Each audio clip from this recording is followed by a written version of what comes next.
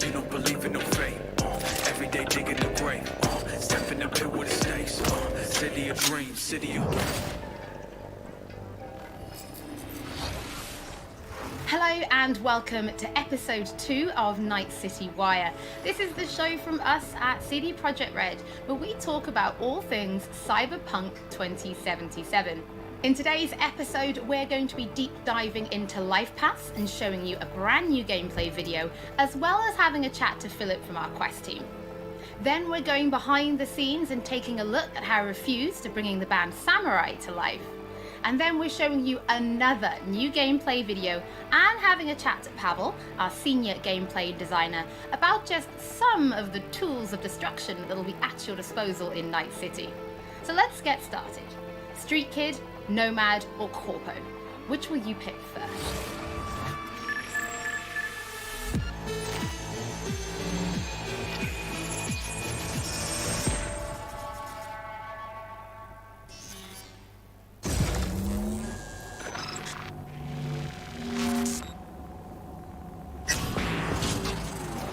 Well, who do we have here? Grew up in Haywood. The whole street was my family. Neighbors helped each other out. Thought nothing of it. I'm pleased to see you have not forgotten your roots. Born here, live here, die here. Childhood memories. Robbing buildings, running away from badges. Iron tasted blood from a split lip. Motherfucker! Got everybody fighting for a slice of the street. Get the fuck out of Vista. If you keep getting jumped, you find some stronger choosers. Do you want to spend the rest of your days blasting scabs? Or become a legend overnight? We have arrived. The Major. Ready to get your cherry popped? Yeah, come on!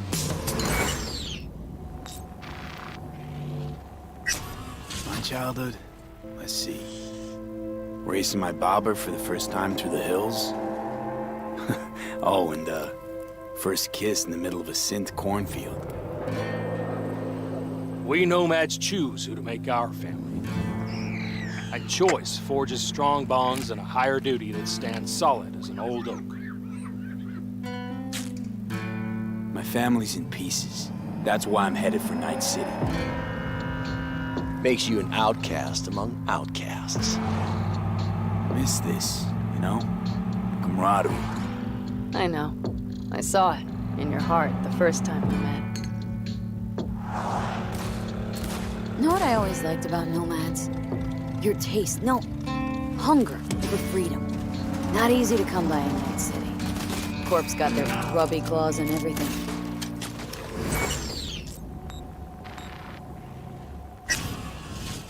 I have those reports you asked for. They were supposed to be ready yesterday. The world's going to tear us apart when the word gets around. The world's never going to find out. If I go down, you're going down with me. No! I'm not fucking joking. This isn't a request, V. But no way you're fucked, right? You're the one who fixes other people's shit. If you work in Arasaka counter intel, you're always fucked. Today, they got you to zero somebody. Tomorrow, they'll get somebody else to zero you. It's the rules, Jack. Want to be top? Gotta have some skin in the game. Yeah, but you're not on top. Saburo Arasaka is. And you're the pendejo who keeps him there. Work for yourself, live for yourself. That's the only way.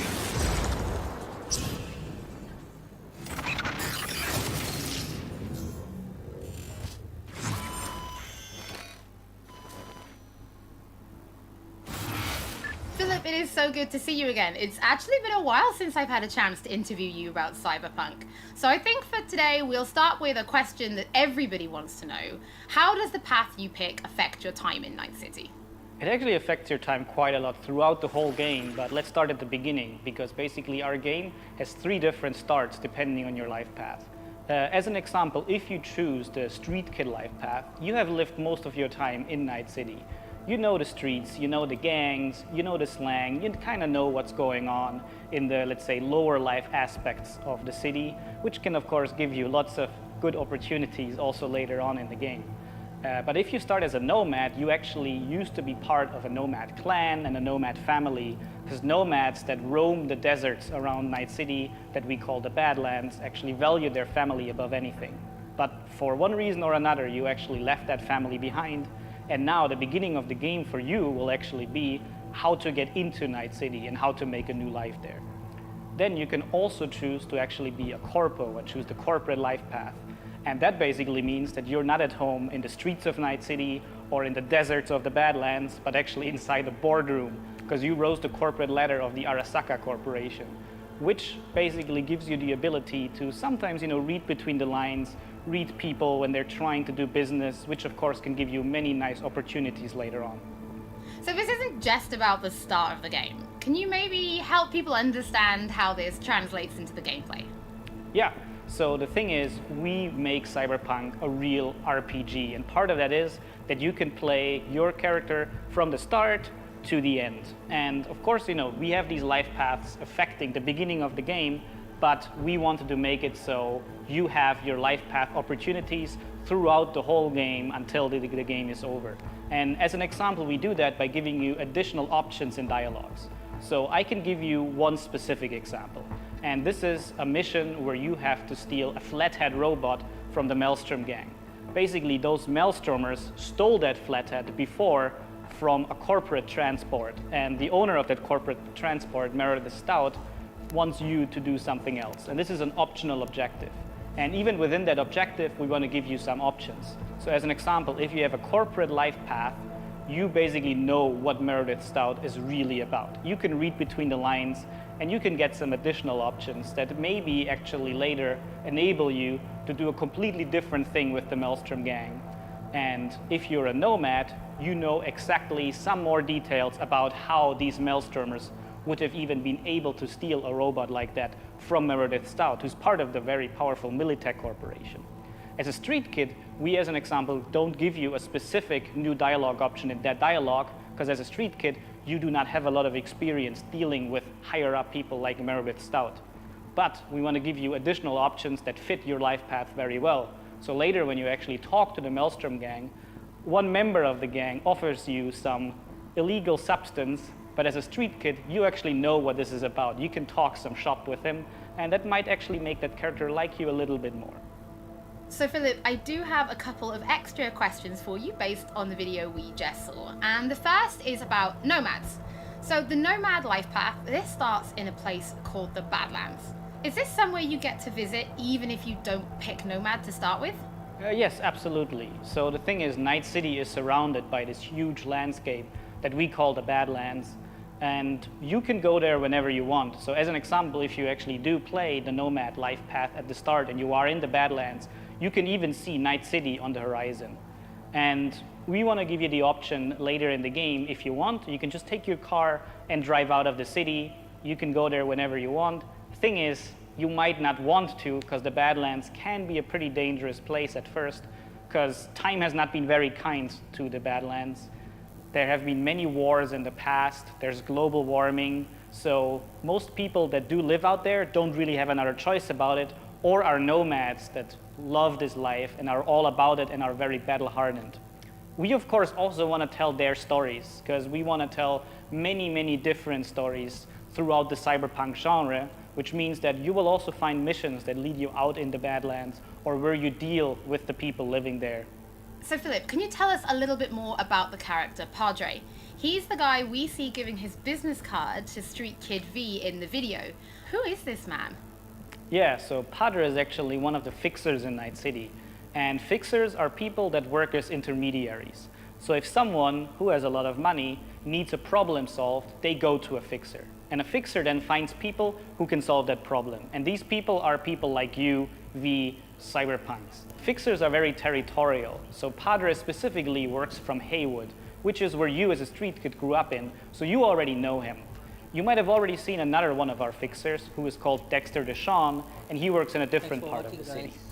So specifically Padre, you might know him as a street kid, but even if you played other life paths, you might sooner or later meet him because he's operating in Haywood, which is a pretty big place with many good jobs. So if you want to make some cash there, you will sooner or later deal with Padre.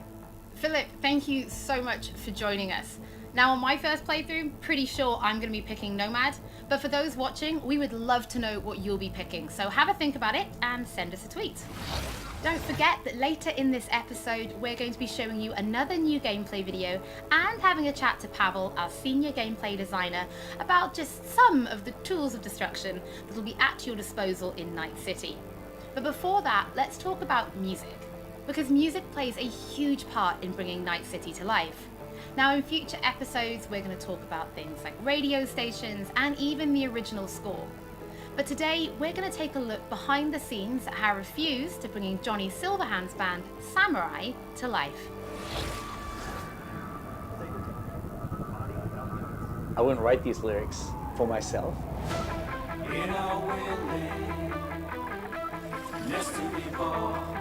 So it's kind of interesting to get into like the mindset of who is this character and what would they write about, or what's their agenda. It's interesting to try to like catch a language that's his and try to catch a language that's like part of this game.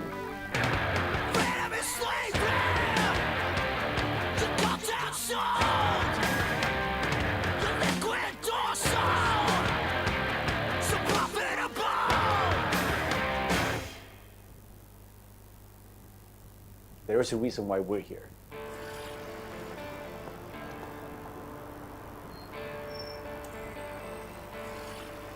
It was Piotr maybe who was a fan of the band. He knew Refused and he knew my voice and he said, oh, that's a perfect voice for Johnny.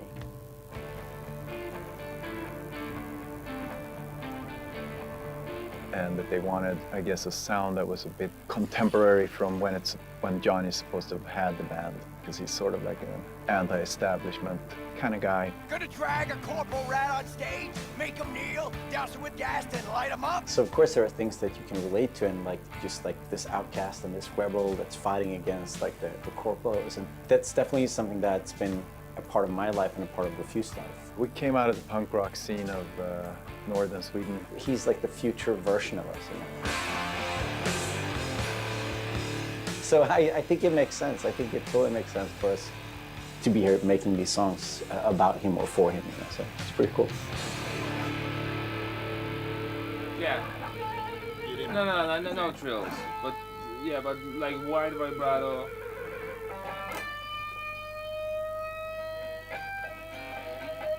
And then, I mean, just sort of build, yeah, slowly build sort of intensity. We don't have a different mode than just going all in. So we really worked on these songs, trying to make them as good as possible. But then they're not actually our songs. It's interesting as a musician to play another musician, because that's essentially what we're doing. I mean, we're not here as Refused, we're here as Samurai. And I'm here as Johnny Silverhand, you know? So it's like the voice we're representing here is someone else. We'll never fade away! It's been a mind fuck.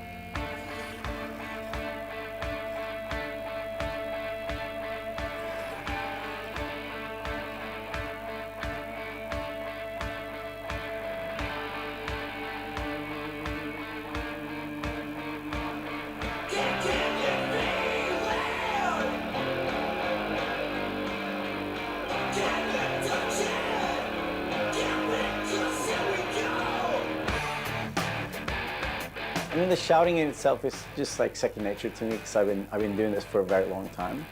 But then when someone comes in and says, I'm happy with everything except for Azalin. Again, it's Azza. Azza. Okay. The shouting's great, but think of that accent, or think of that like enunciation. It's a bit weird because it's a very different way of singing when you're screaming like that, and it's hard to sort of swallowing some syllables there. Adjust your accent. Oh yeah, just try it again. So it's been a bit kind of frustrating. It wasn't horrible, but it wasn't great. But I mean, I get it. I mean, we have to maintain the illusion that this character that's a character of the game also is me, like when I'm singing it. So it makes sense. But yeah, it's a bit different to have someone telling you exactly how to enunciate things, because I'm not used to. Usually people just like give me a thumbs up, and then like you think the things like the rhythm, and you think about the pitch, and you think about all these things. But then someone comes in and like, that word sounded weird. I'm like, what? No, that's how I sing. But so it's been a very a bit painful at times, but it's all right. See it soon, I'm chipping in. Roll the bones, I'm chipping in. Belt that cone, I'm chipping in. Mayhem clowns.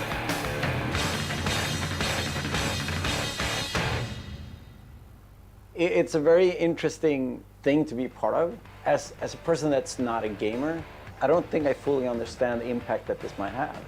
If people like these songs and if people are excited, then that's going to be great.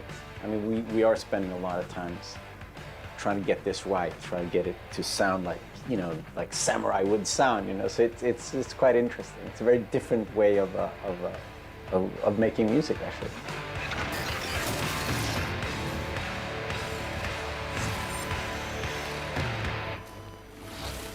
You can already find 3 Samurai tracks available on streaming services: Chippin' In, Never Fade Away, and The Ballad of Buck Ravers. But we're excited to announce a 4th new song called A Like Supreme, which is coming to streaming services today. That means you can check it out once the show is over. Don't forget that if you're tuning in late, or if you just want to watch anything again, we will be uploading everything to our channel soon. Next up, Pavel and I are going to introduce you to some creative ways that you can solve problems in Night City.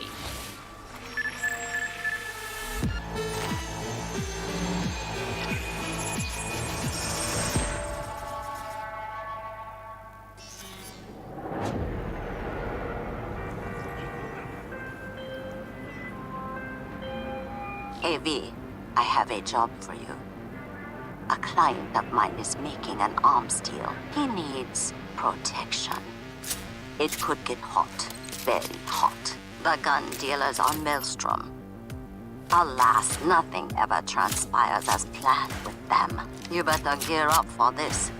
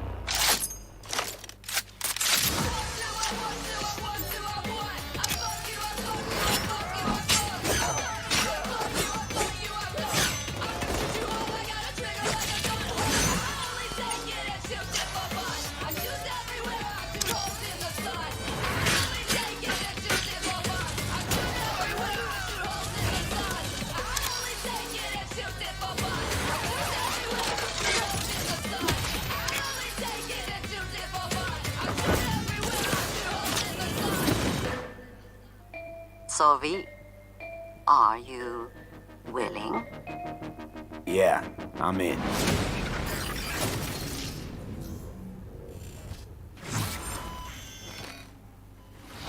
Pavel, thank you so much for joining me. Now, there was an awful lot in that video, right? Because it's more than just guns. Absolutely. We have melee weapons, we have ranged weapons, we have cyberware, we have offensive cyberware, defensive cyberware, armor. We could talk for hours and hours about this stuff. I think just for today's episode, we should keep it simple and let's just talk about guns. Can you tell us the different types of guns that will be in the game? So we have 3 distinct types of guns in our game. We have power weapons, we have tech weapons, and we have smart weapons. Now, power weapons are the most similar to contemporary weapons. One thing they can do, which normal weapons cannot, is ricochet bullets off of surfaces. So you can hit somebody hiding behind cover or hiding behind a wall.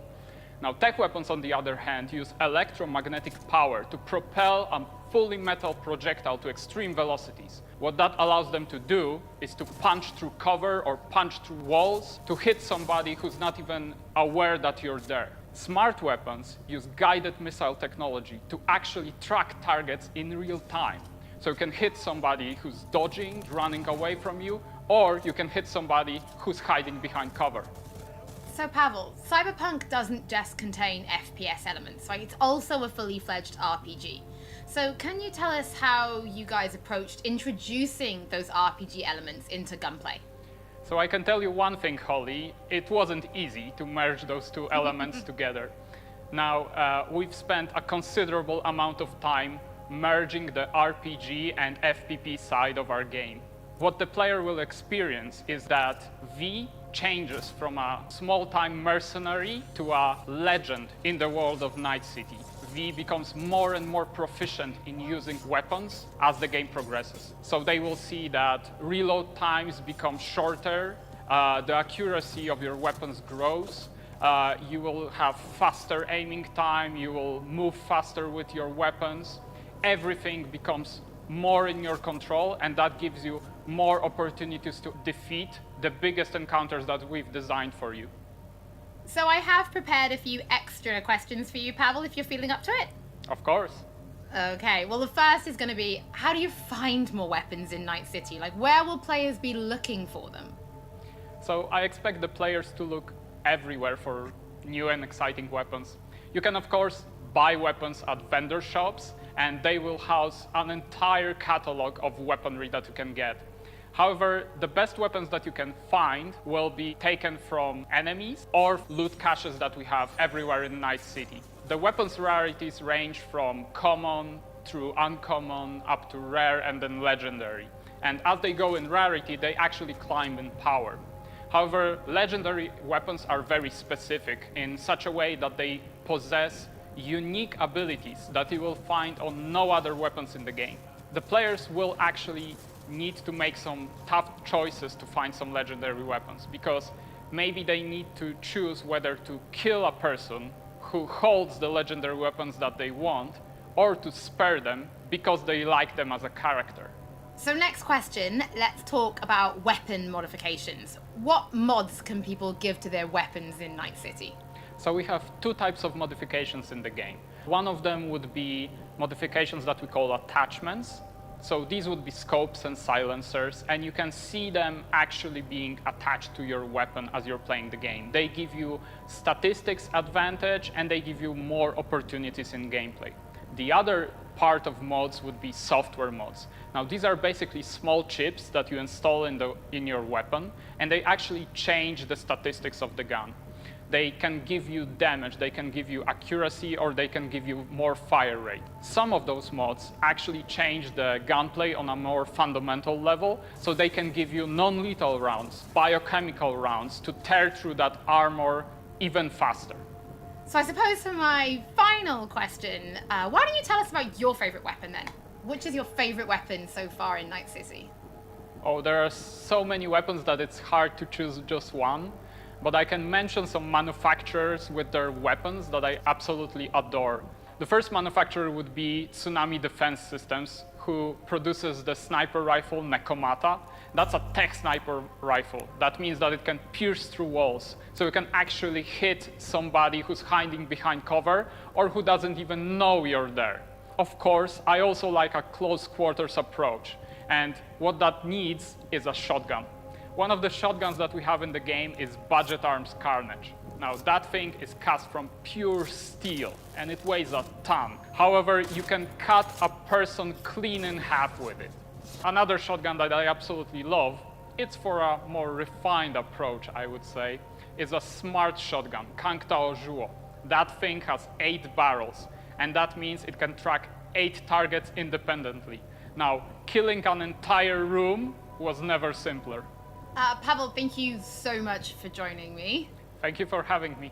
I'm actually pretty interested to see what kind of weapons people discover when they play Cyberpunk for themselves. Before we end episode 2, this is a reminder that those who wish to dive deeper into the lore can now pick up The World of Cyberpunk 2077. This is a brand new book created in collaboration with Dark Horse Books that will give you an extensive look at what makes Night City tick before jumping into the game this November. That is it for today's episode. Thank you so much for joining us. Don't forget that if you've missed anything or if you just want to watch again, we will be uploading everything to our channels shortly. Thank you so much for tuning in, and we'll be back with Night City Wire Episode 3 soon.